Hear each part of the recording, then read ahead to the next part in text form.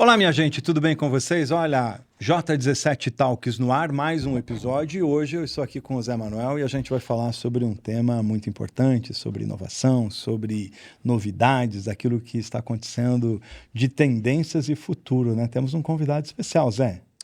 Nós trouxemos aqui o Jorge Biff, ele é consultor, professor, mentor e doutorando.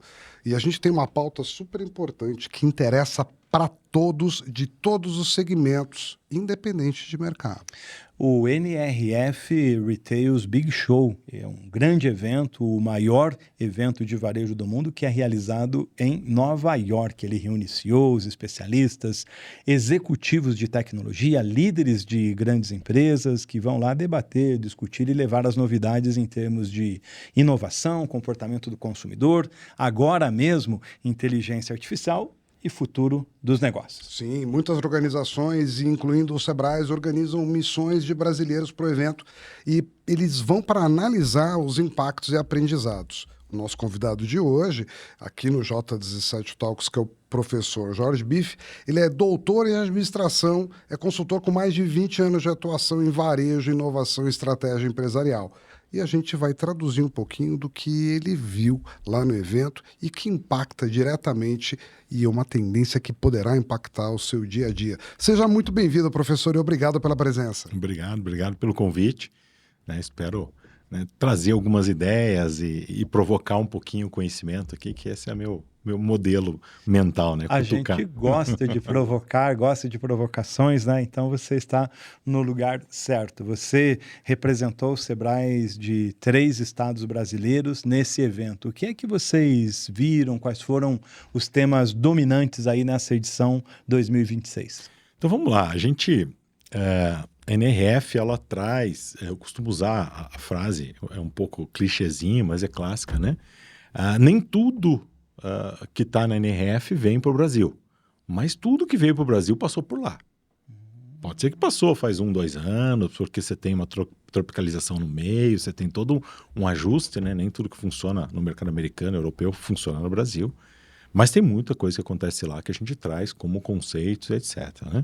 Então a gente teve esse ano, né? Fazem 3 anos que ela vem evoluindo ali, logo após pandemia, né?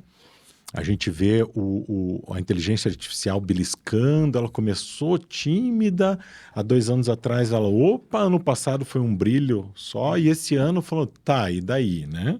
Então esse ano foi muito interessante, porque eles colocaram a inteligência como um segundo plano, parte de um princípio que ela está embutida e você tem que ter isso, e passou-se a olhar como isso traz resultado para mim, como isso se retorna em algo efetivo para tudo que eu uso no varejo. Então, estamos olhando lá, o Google falando do Agent Commerce lá, né?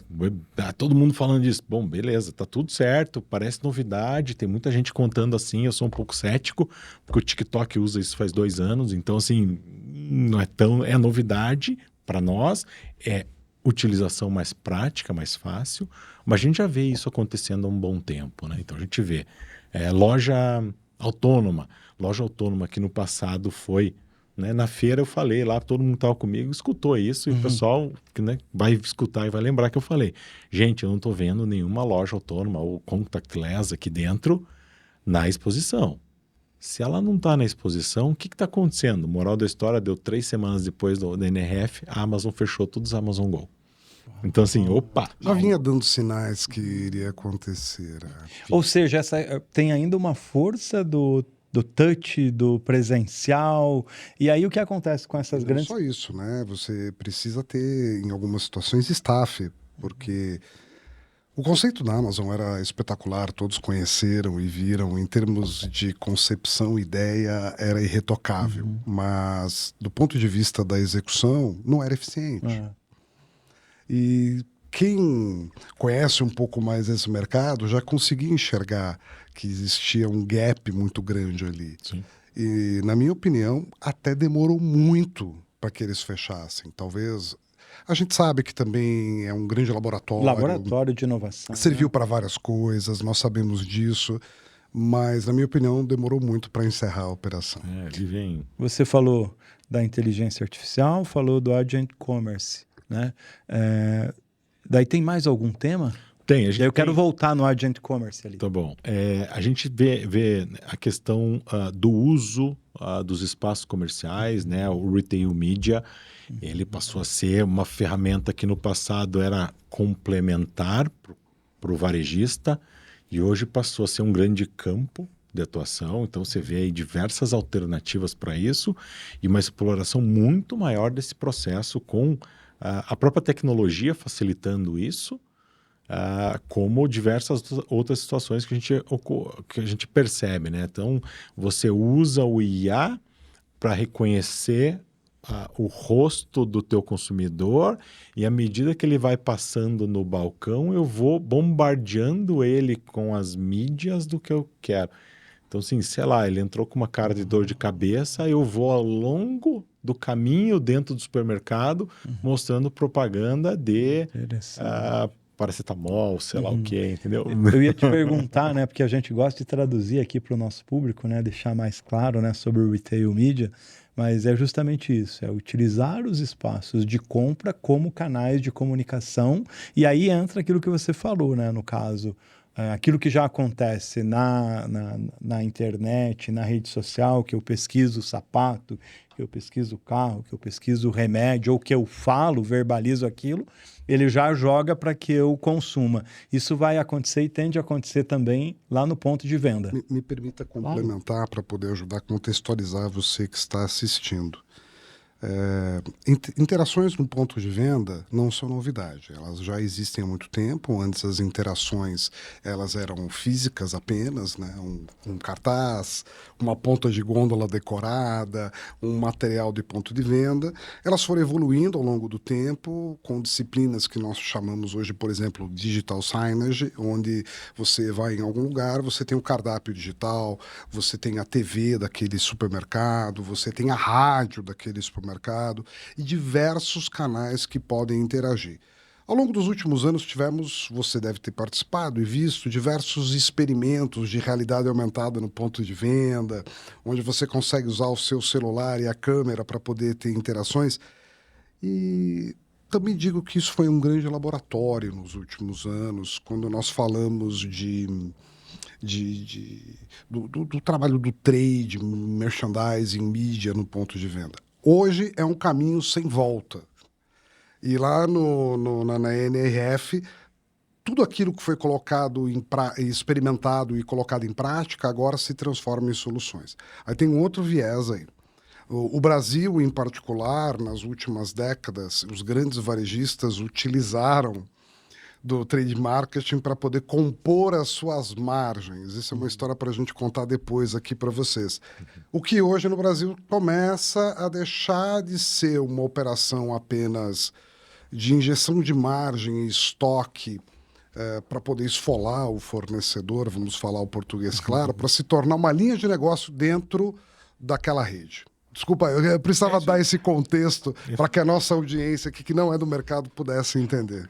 E daí você usa, né? A gente teve um momento lá que a gente fez uma visita guiada que a gente faz com o pessoal que estava comigo lá. Então eles mostraram alguns exemplos, né? E com a IA embarcada. Aí você começa a ver, bom, a IA, onde é que ela vai aqui? E daí, né, o Nascimento entra, né, a câmera tira uma foto do Nascimento, e daí lá na frente, na propaganda da Colgate, aparece o cara com a pasta de dente lá, né, com o creme dental, mas com uma feição parecida com a sua. Uau. Por quê? Porque a IA rodou por trás, ela criou a imagem. Por que a feição igual à sua? Para criar uma identidade. Aproximação. Nossa vida, como esse cara Então, é parecido comigo. Você começa a olhar um nível de comunicação nunca antes imaginado. Né? E com um cuidado com a palavra que eu vou usar, com uma manipulação psicológica inteligente.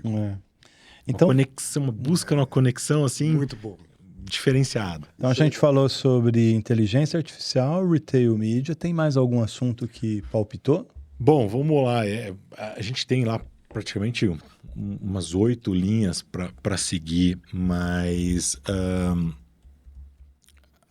como eu estava colocando, esse uso da IA embarcada, que é o enablement, ou seja, que é a entrega de ferramentas para a tua equipe de vendas. Então, você tem um campo muito maior né, em termos de vendas. Então, vem desde a IA até a parte logística, né? Você pode pegar nessa linha aí para você pensar com saídas inteligentes aí para uso.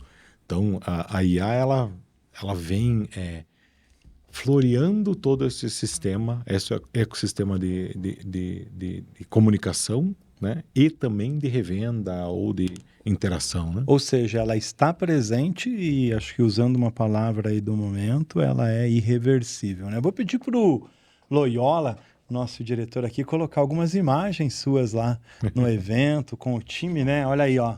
Sebrae, você comentou que levou 3 unidades do Sebrae do Brasil, né? Quais são os estados? Bahia, Tocantins? A gente estava com Bahia, Tocantins e Sergipe, que estavam diretamente ligados com a Abraço gente. Bahia, abraço Tocantins, abraço Sergipe. E além disso, a gente levou aí algumas startups, empresas de tecnologia de Portugal, né? Eu tenho uma parceria com a Unicorn Factory lá em Portugal. E a gente trouxe praticamente 30 empresas que vieram de Portugal. Olha. Então, na minha equipe lá, nós estávamos em praticamente 6 pessoas suportando esse grupo. E a gente suportou aí praticamente, né, como técnico, mais de 120 pessoas no evento NRF, né? Podemos pegar a escada para tirar foto. Ou seja, gente de todos os estados e de outros lugares do mundo. Tem mais uma foto aqui pra gente mostrar. Hoje a gente tá aqui, viu? Descobriu aqui o telão. Multimídia. Olha só aí, ó. Onde que é aí? Sabe que tem um negócio legal, né, nesses eventos e quando você tem uma boa curadoria, olha ali o pessoal prestando atenção, te ouvindo, né? Porque quantas vezes você já foi pro evento? Tem estatística? 17. Uau! Tá entendendo? Aquela foto anterior ali era o seguinte, são 800 stands, eu passo nos 800 stands um dia antes, vejo o que tem de interessante para mostrar, então assim, faço uma coletânea. Uma curadoria. Isso, e daí a gente faz um roteirinho com eles de 1 hora e meia e leva nesses espaços. Então, esse Retail Media que estava comentando do uso da imagem e tal, a gente foi lá, que é uma empresa que chama Vusion, e eles mostram para nós todo o funcionamento. Uau. Então, isso aí, durante a feira, né? É uma aula prática, né? E sabe o que eu falo, né, hoje em dia? A gente tem batido muito nessa necessidade do empresário, do empreendedor buscar conhecimento, que é aquilo que nos move, de aprender coisas novas todo dia. Então, ele sai do dia a dia, daquela pilha, entra num ambiente criativo e talvez ele não traga tudo aquilo para o seu negócio, mas ele diz assim, como é que eu posso aplicar um pouquinho mais, né? Tem mais uma foto ali? Explica para nós, por favor. Próxima foto, Loyola, por favor.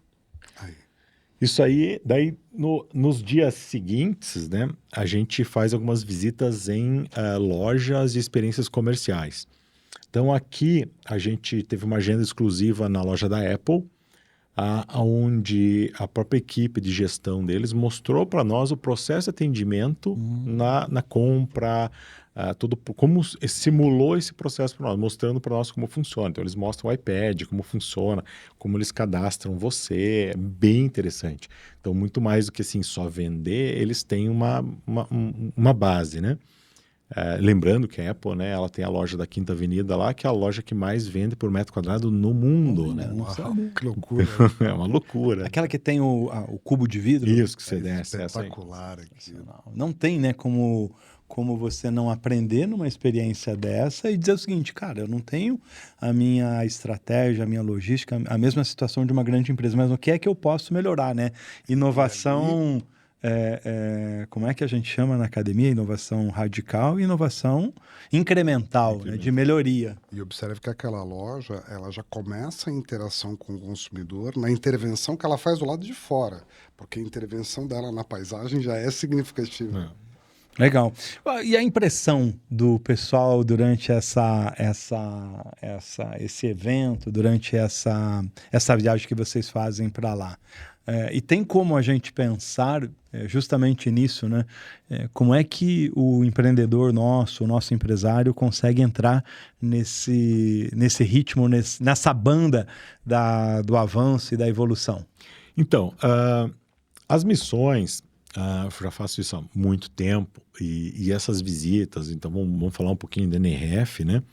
Elas têm o sentido de fazer um movimento de tirar a pessoa da zona de conforto. Então, não só a gente trabalha mostrando as tendências, como tendências concretizadas ou realizadas, como Apple e outras experiências que a gente tem ao longo das visitas, né? Para que eles tangibilizem. E daí a gente começa a fazer paralelos. Então você leva ele numa Starbucks Roast Reserve, que tem toda uma história por trás, né? Um investimento lá de 40 milhões de dólares, uma operação deficitária, ou seja, não dá dinheiro e ninguém entende aquilo. E daí você leva eles numa loja pequenininha que chama Devotion Café e fala, gente, isso, tá vendo? A Devotion é pequenininho, não é viável isso no Brasil? Ah, é. Então tá. Então isso não precisa de 40 milhões de dólares, você pode fazer com muito menos. E o que é que você, de repente, pode pescar dessa mega Starbucks que está lá cumprindo um papel institucional, corporativo na grande empresa, pescar de lá de excelência, de novidade, para pôr nesse teu modelinho aqui? Coisa. Sim, você faz o Ctrl-C, Ctrl-V, mas... Tem uma tropicalização. Sim. Um depara, né? Opa, tem que fazer alguns ajustes aqui. Então, assim, a gente tenta realmente fazer isso. E o mais engraçado, que eu sempre brinco, né? A ideia é que eles saiam incomodados. Isso. Então, quanto mais incomodado, mais certo deu, né? Porque, assim, é para sair Se incomodado. o cara vier indignado, né? Ah, que vergonha, o que eu vi, o que eu não fiz ainda. Tem que sair incomodado. Se não sair incomodado, não deu efeito, entendeu? Então... Aí você realiza o teu papel de educador também, que é fazer essa provocação, inquietar, né? A gente tem mais imagens aí para mostrar, eu acho que tem mais uma imagem, eu também queria... tem mais um vídeo também que eu queria te mostrar. Tá bom? Vamos lá? De uma dessas incursões lá, Zé. Olha ali, ó, que bacana. Ó. Bom, Printemps é uma galeria francesa, ela concorre diretamente com a Lafayette, né, que a gente conhece, é super famosa. Printemps em francês quer dizer primavera, então por isso você encontra aí a loja toda florida, né, toda com um aspecto de primavera. O grande forte deles é a curadoria de marcas, então você encontra marcas internacionais, principalmente marcas francesas, e designers franceses em ascensão. Então, eles fazem toda essa curadoria para trazer, e trazem muito essa questão da exclusividade. Você vai encontrar alguns designers desses apenas aqui, não em outro lugar, né? Então, eles têm um momento específico aqui do dia, ou eventos. Eles têm o evento champanhe, onde você tem, né, o bar aqui que faz todo esse suporte. No andar de baixo ali já mostra para vocês um restaurante francês. Nossa! Que traz aí, né, todo um menu específico de produtos franceses, etc. Então, é uma experiência de consumo, assim, inigualável, né? Então, realmente... vale a pena conhecer. O professor comprou um traje lá ou não? Mas aí é um ponto legal de falar, né? Pois não. Antes do agente, né? Vem a gente, né? Então essa loja aí, ela trabalha muito essa questão pessoal, personalização. É muito específico, assim. Então você tem todo um concierge de compra, você tem o suporte para... Olha, provavelmente é o vendedor que vai te ligar, que vai te informar que um produto que você gosta chegou, que você vai chegar e ele já sabe que você gosta de café sem açúcar ou com açúcar. Ou eu vi ali o restaurante literalmente no meio da loja, né? E ali um pedacinho, essa loja enorme. Eles usaram, no Financial District, eles usaram um lado da loja, era uma agência bancária com cofre. Então eles reformaram. Cara, o negócio assim... A visita é maravilhosa. E aí, nesse lado do atendimento, tem lá francês, tem italiano, tem russo, tem brasileiro. Falou, você é brasileiro? Então vai vir Aí chegou o atendente brasileiro. Hiper personalizado. Negócio assim, outro nível. Legal. Além desse caso, mais alguma empresa, mais algum negócio que te chamou muita atenção? Aliás, a gente está fazendo aqui uma interação super conectada, né? A gente teve aqui o Cláudio Soares falando sobre inteligência artificial e a gente acabou fazendo algumas artes aqui durante a nossa conversa e a nossa entrevista, né? Então, se você tiver mais algum vídeo, mais alguma coisa para me mandar, no meio da conversa me manda que a nossa produção já coloca aí no ar, tá? Tá bom. Mas assim, o que a gente viu ali em termos de o que estava em exposição, o que a gente estava como tendência e o que a gente viu operacional, né, ou seja, sendo aplicado. Muitas soluções nesse sentido, personalização, mas hiperpersonalização, saindo daquela questão geral e sendo uma relação muito próxima. A gente viu grandes marcas já evoluindo no conceito de conexão. Então, vou usar o exemplo da Louis Vuitton. Louis Vuitton com o hotel da Louis Vuitton no Sorro. Não é só a loja Louis Vuitton que vende a bolsa, eles têm um hotel. Então, a partir do momento que você compra o produto e você tem um relacionamento com a marca, você, teoricamente, ganha um direito de acesso ao hotel, que não é para qualquer um. Né? Então, vai trazendo uma personalização direta. O americano é muito bom nisso, né? O conceito do membership. E isso funciona muito. A gente está aprendendo ainda. Não, a gente tem muita coisa que a gente, né, por uma questão cultural, nem roda aqui, né? Então a gente faz essa conexão. Estou usando ali isso aí como mais um modelo, né? Um hotel de uma marca. Fiquei imaginando, né? E tá no coração ali do Sorro, né, dos Estados Unidos, em Nova York, né? Então, poxa, tem em Paris também, tem essa operação, estão abrindo outras também, a própria marca, né, a LVMH está olhando para a questão de conexão com outros, né, que eles têm bebidas, já tem tudo isso no portfólio de produtos, né?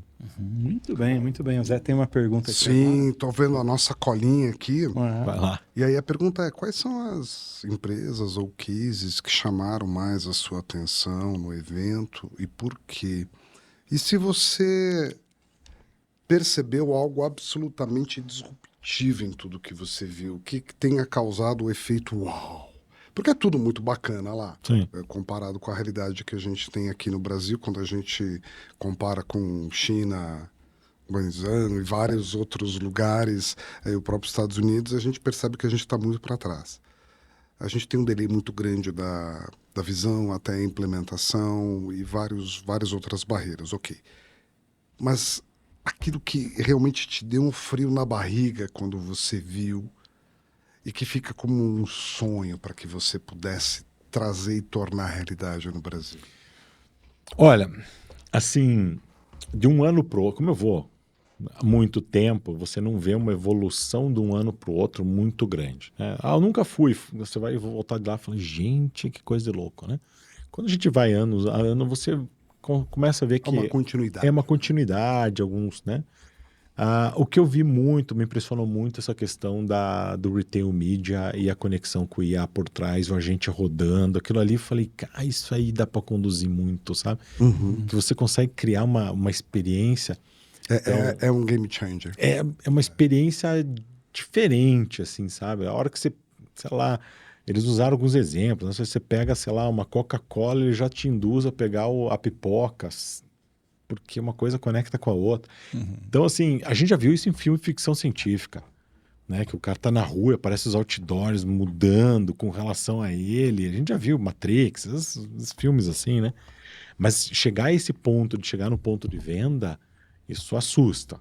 Como você falou, aí tem um quê ético razoável a ser discutido, né? É verdade. Tem um quê ético bem grande, né? Porque você pode conduzir num limite, e a gente sabe, brasileiro, a gente, infelizmente, em alguns segmentos não temos maturidade para algumas coisas. As bets vêm provando isso, né? Então, isso será como que vai funcionar lá na frente, né?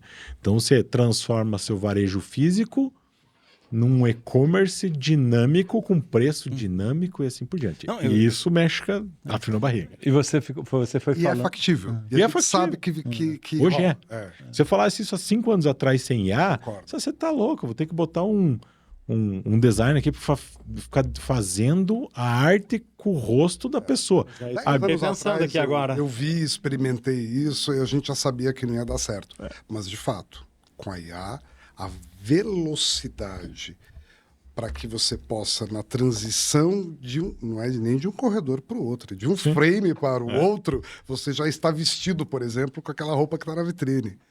É muito viável. Barato hoje. É, barato. Não, e você foi falando ali, eu fiquei imaginando, né? Hoje nós já somos abordados, interpelados, enfim, provocados pela publicidade que nós temos aí, né? Você falou, o teu celular está capturando a sua voz e está te ofertando um produto, mais ou menos, mas a gente sente, né? Eu gosto de uma marca de celulares, né? Gosto de Samsung, e aí fui no shopping aqui do Estação, e aí fui abordado por várias manifestações de ofertas e etc e tal, e daqui a pouco ele me georreferenciou e me ofereceu um produto, né? E assim por diante. Então é um novo tempo que a gente está vindo aí. Agora, você trouxe das inovações, dos produtos, do formato, e em relação ao próprio consumidor, o que eles estão sentindo, o que eles estão pesquisando, o que eles estão vendo no humano que está por trás aí do produto? Nós estamos mais racionais, mais emocionais, suscetíveis a todos esses impactos aí? Acho que sim. Eu uso sempre... A gente foi ficando mal acostumado com a tecnologia, né? Então, o consumidor cada vez mais ele exige um nível de serviço muito superior.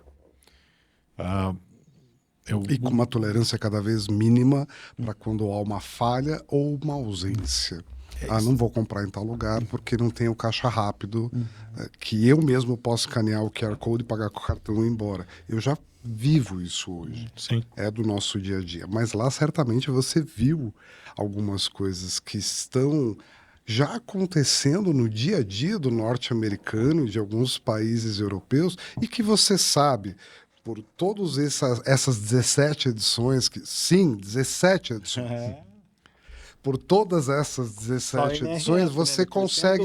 Sim, você consegue saber, isso vai beliscar. Isso é um resolvedor de problemas. Nós temos esse problema no Brasil, essa tecnologia vai chegar, vai resolver. Mas nessa linha, você consegue saber o que nasceu morto e aquilo que vai virar e se tornará um game changer aqui no Brasil, né? Sim, com certeza. A própria Google expondo algumas conexões já com o consumidor, olhando você poder vender um vestido, por exemplo, já com diversas possibilidades de exposição como imagem, sem usar modelo, por exemplo. Isso reduz custo e materializa de forma real, né? Tempo de uma forma absurda. O monitoramento hoje via entrega. Então, a gente já percebeu isso, por exemplo, todo mundo já fez compra aí, vamos usar Mercado Livre, sei lá, qualquer outro, né? E você tem um mapeamento de entrega, você sabe que saiu para entrega, você sabe que vai receber. Ficando cada vez melhor. Evoluindo dia a dia. Nós aqui em Curitiba não experimentamos tão bem isso, mas em São Paulo, dependendo do produto que você comprar até meio-dia, na capital e região metropolitana você recebe até às 15 horas. E não é assim, você compra até meio-dia e blim blom recebe até às 15 horas. Você recebe várias notificações para te dar a visibilidade. Saiu do depósito, já iniciou o percurso, está a 15 minutos de você. Isso resolve a sua ansiedade, porque observe, e você viu isso lá, né? O consumidor é cada vez mais ansioso. E aí é que está o toque psicológico e o truque psicológico para a gente vender mais. E nesse sentido, o que acontece, né? Nós estávamos até então acostumados ao pegue e leve. Pegue, passe no caixa e leve.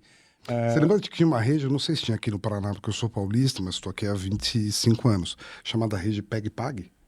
Porque era literalmente o conceito dos primeiros autosserviços que nasceram lá nos anos 80. E com isso, né, esse comércio online, digital, ele te dá essa sensação. Ó, você compra aqui, escolhi, pagou. Eu vou te mostrar a hora que ele vai chegar na sua mão. E vai chegar, né? O produto na sua mão quase que imediatamente. E outro detalhe, logística reversa cada vez mais eficiente. Peguei na minha mão, não curti? É super simples você devolver. Eu sou um cidadão de 57 anos e lá em casa os meus filhos são usuários do... Como é o nome dessa compra online? Vamos lá, aqui a gente pode fazer merchan, né? Do Temu? Não, Temu não. Aqui, AliExpress, os Xing Ling lá. Shopee. Shopee. Porque lá em casa, pim, é o Shopee, pim. Quem que atende? Quem que vai pegar? O pai. Eu falei, vou baixar aqui porque eu preciso comprar alguma coisa. O cara vai chegar e vai dizer, Nascimento é para você. E aí uma coisa, que é justamente isso que você falou, né? Esse olhar, essa percepção do mundo dos negócios, de quem é esse novo consumidor, né? A Mariana é compulsiva nessa compra. Eu falei, e aí, Mariana? Eu não gostei. Eu falei, mas tá mandando. Esse dia eu falei, mas Mariana, você vai incomodar o pessoal lá, né? Mandando de novo, e não é assim. Esse é o modelo de negócio deles. Agora, assim, existem vários hubs no meio do caminho, tá? Entre a Shopee e a Mariana, existem vários prestadores de serviço do modelo logístico e que muitos deles prestam serviço para a Shopee, para a Temu, para a Amazon, para o Mercado Livre, para o Madeira, para um monte deles, que são os mesmos agentes logísticos que facilitam e encurtam todo esse caminho.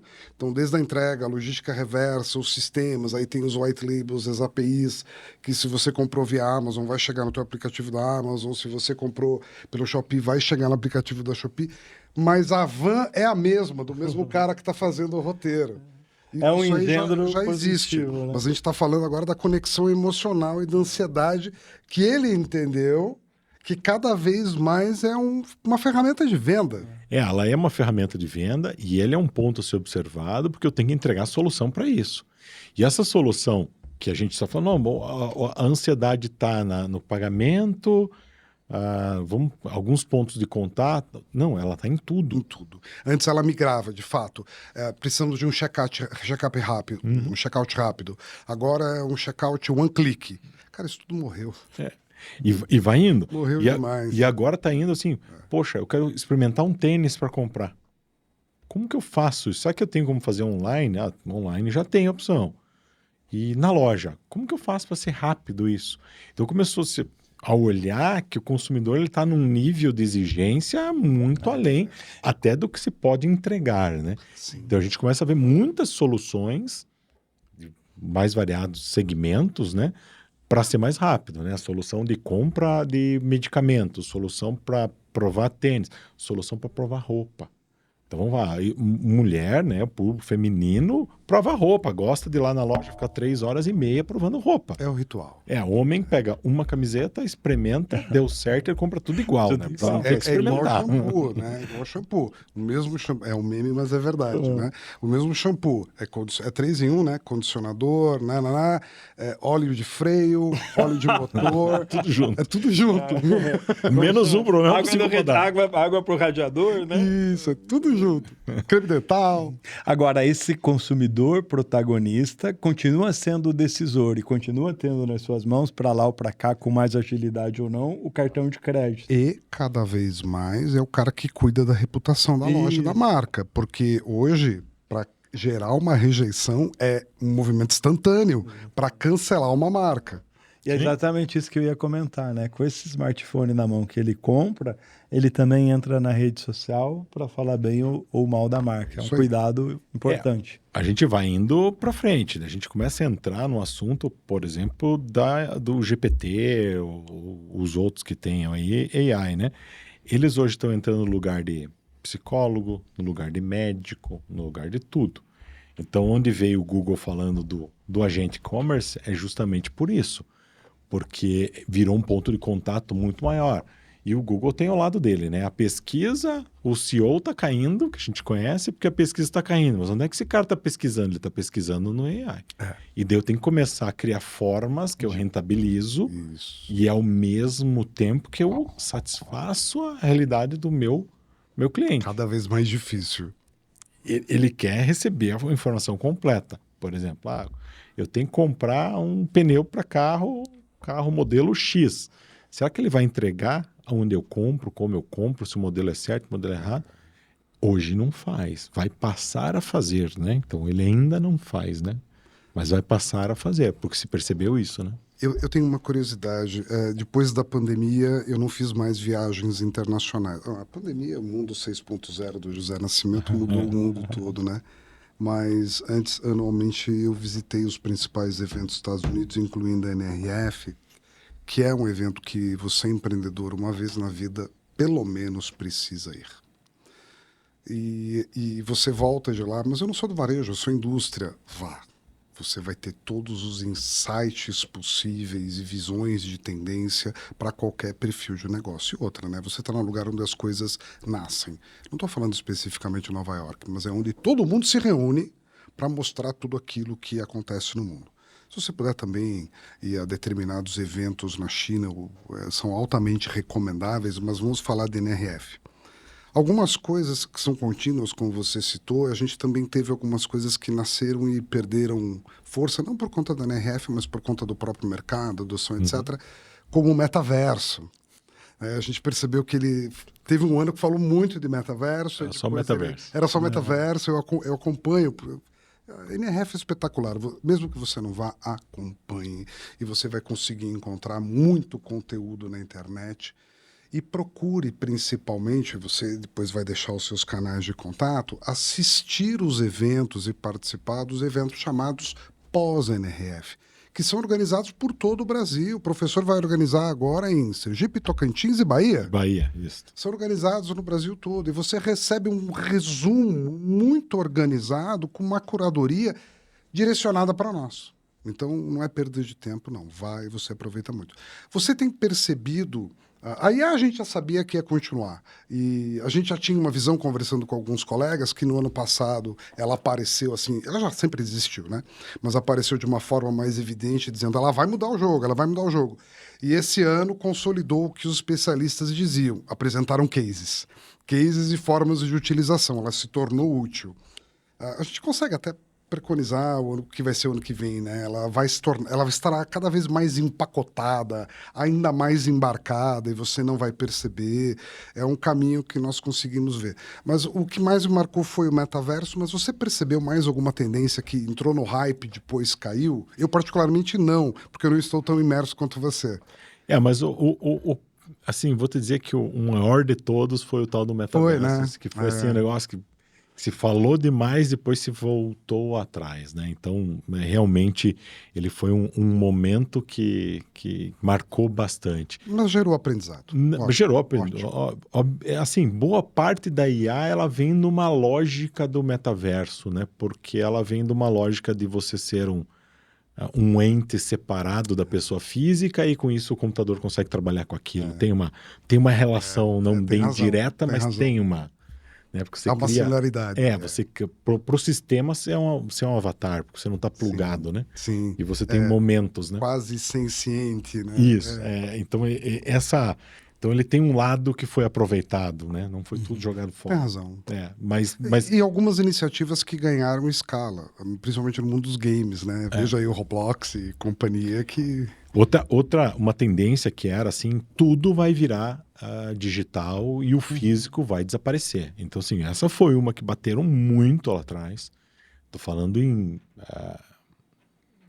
2000 e pouquinho ali, tá? Uns 15, 20 anos atrás, 15 anos, quando começou mesmo, vai destruir, não vai sobrar nada.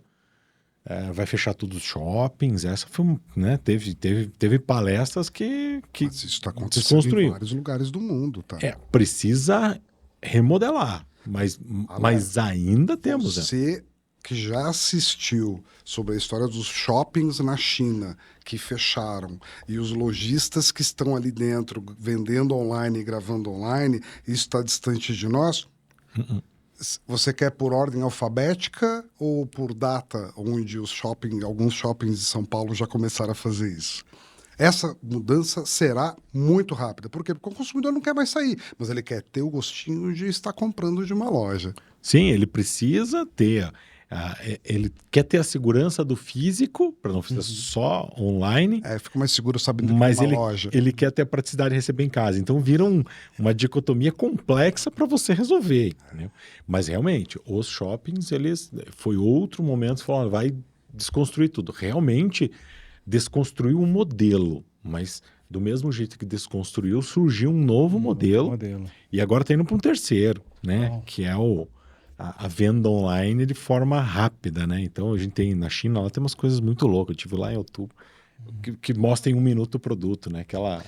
A menina que é vi. case de sucesso lá. Eu assisti os seus vídeos sobre isso. Um negócio maluco, Não, né? são a gente entende que lá na realidade deles é É outra absolutamente coisa, né? execuível. Aqui para nós ainda a gente... País Mas de vai chegar. 1,4 bilhão de habitantes, né? Mas Professor, vai chegar. você falou de tendências, de futuro, né? Nossa conversa de hoje é com o professor, consultor Jorge Bife, um amigo especial que gosta de conversar, debater e discutir inovação. E o tempo voou, né? A gente está indo para o final do nosso episódio, tá sabendo? Não, Olha lá, mas olha. antes disso, eu gostaria É. que o professor deixasse todos os seus dados, como a gente encontra você, porque você que certamente aí está assistindo agora ficou com curiosidade.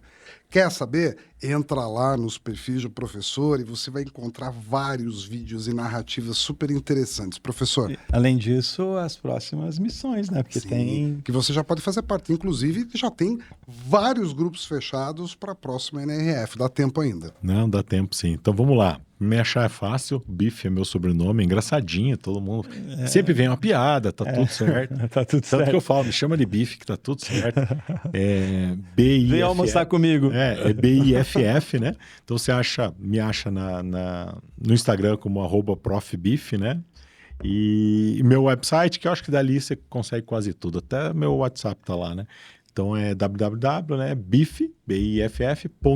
de professor.br. Aí você acha um facinho. Né? Nós vamos deixar para você, procure aqui na descrição, você vai encontrar todos os canais. Uma pergunta de interesse pessoal, porque nós temos a mesma orientadora no programa de pós-graduação, eu fazendo mestrado e o professor lá no projeto de doutorado. Em qual universidade? PUC Paraná, com a professora Eliane Francisco. Professora, um abraço. Dá tchau para a professora lá. O professor tá aqui. Né? Essa pergunta é ela que sugeriu, viu? Ó, sustentabilidade e ESG continuam sendo temas relevantes ou perderam espaço em função da eficiência e da rentabilidade? Está na pauta ainda ou tem um olhar diferente, especialmente por conta aí das questões de linhas políticas do mundo que nós vivemos? Continua, é uma pauta que se discute muito. O grande porém é uma pauta controversa. Tem um grande amigo, né, o Paulo Zanardi, que é um especialista na área de sustentabilidade. A gente estava conversando a questão nós tivemos COP30, aqui tem todo esse processo. Assim. Então, existe uma evolução muito grande na questão da sustentabilidade, né? E realmente, escutando especialistas na área, a gente vê que realmente isso evoluiu bastante. Existe uma discussão do que é ESG, se ele realmente existe ou ele é só para constar em balanço e assim por diante, né? Então, assim, existe o real e o não real, mas você vê empresas, Patagônia, né, demonstrando claramente a sua narrativa de sustentabilidade, a sua narrativa de melhoria no meio ambiente. Você vê outras operações. E que o cliente paga 5, 3 vezes mais por aquele produto para fazer parte daquele nicho, né? Sem problema. Ele está ciente, ele paga e ele ok com isso, né?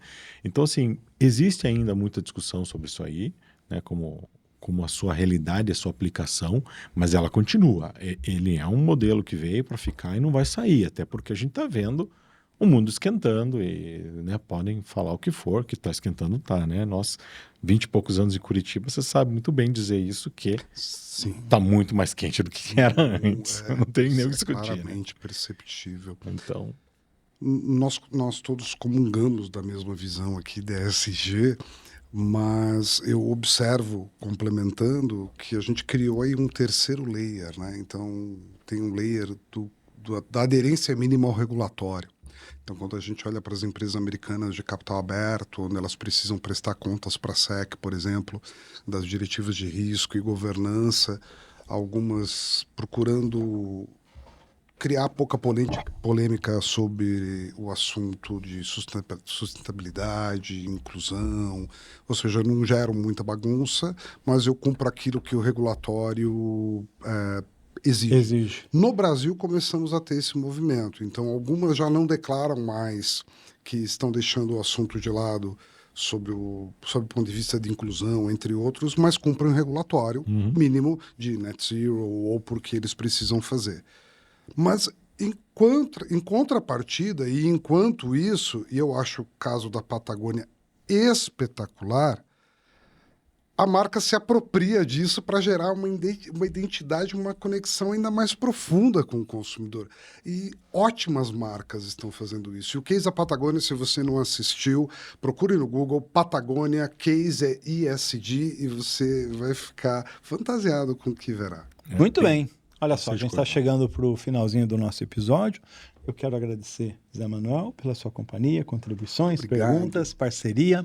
Você que esteve conosco, muito obrigado também. Professor, você tem aí um tempo para as suas considerações finais, né, para dizer aí, fazer aí o seu fechamento e falar das próximas missões também e convidar todo mundo para participar.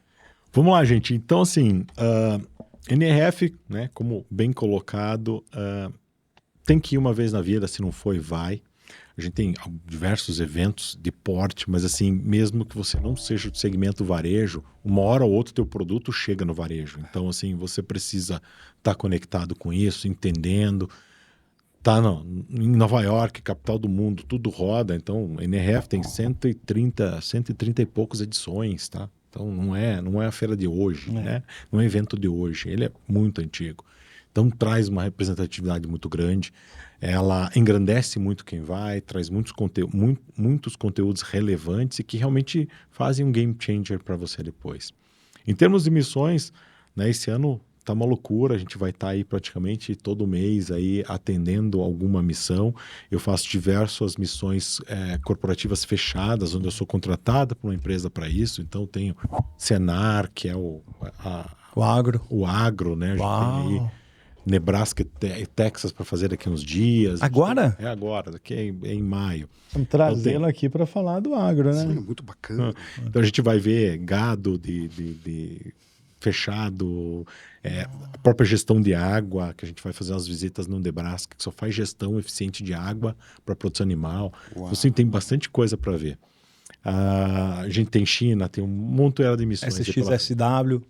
SXSW acontece agora em março, eu fui ano passado, esse ano eu não vou, mas é um evento bem legal, bem cultural, bem interessante. Você me falou alguma coisa de Paris? Paris eu tenho Cial, que é alimentos, então tem aí. Esse ano acho que tem umas 8 missões. Shenzhen, algum evento na China, porque a gente tem que trazer a realidade da China aqui também. China vou estar em abril, com o projeto da Exim Lab. Exim Lab é um projeto meu e do Kenny, que é meu sócio no projeto.